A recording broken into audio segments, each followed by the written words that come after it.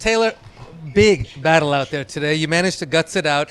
The Frenchman's very tricky. He had some big opportunities there in the first set. What's the toughest part about the challenge of Humbert? He can play some really good games and hit some really good shots. Like a lot of times in the match, he just crushed a forehand winner, hit a winner off my first serve, and then if he gets a break, it can be really dangerous because he serves really well.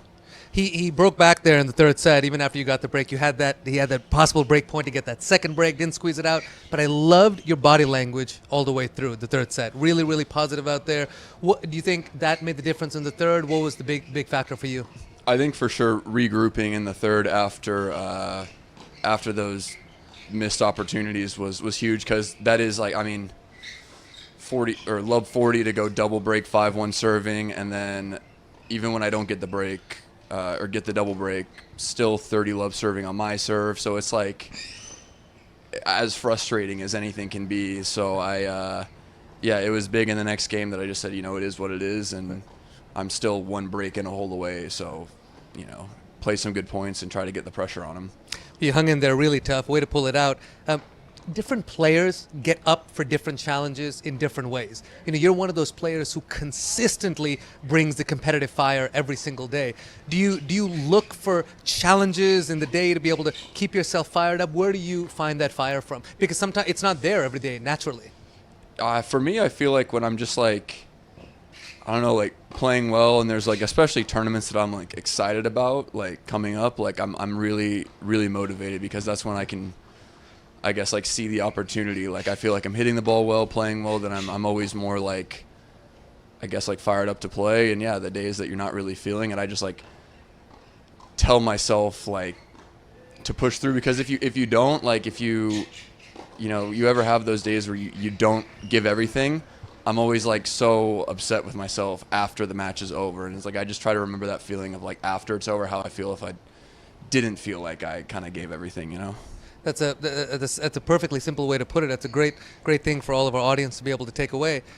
Taylor, at this stage in your career, it's obviously about periodizing your training for the biggest events. As you said, I'm sure that's what you get up for the most. Can you tell us a little bit about how you do that with your training? Is it more endurance and lifting, and then you kind of go into quicker stuff? How do you do it?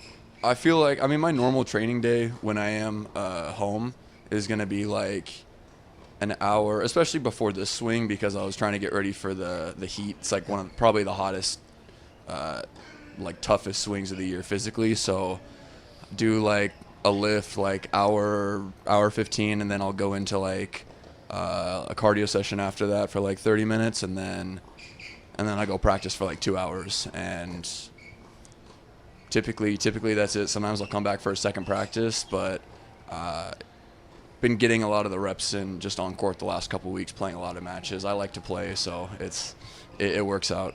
Well, you've been getting a ton of matches in, but there's an issue, T. When you get a lot of matches in, sometimes you gotta put up with tough transitions from one event to another. Did you have a little bit of a tough time getting over here? What went down?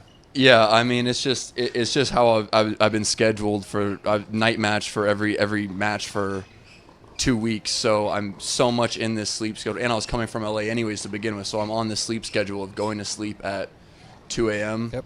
and waking up at 10 to 11, maybe sometimes even 12, and so I just got so into that, and now I have one travel day, flight gets canceled, 4-hour drive from Detroit to here, get in at 4 a.m., so there's another day I get absolutely no sleep, and then next day I get scheduled 11 a.m. here today. So it's and people don't realize, 11 a.m. is not that bad. People don't realize 11 a.m. means I'm hitting on the court at 9.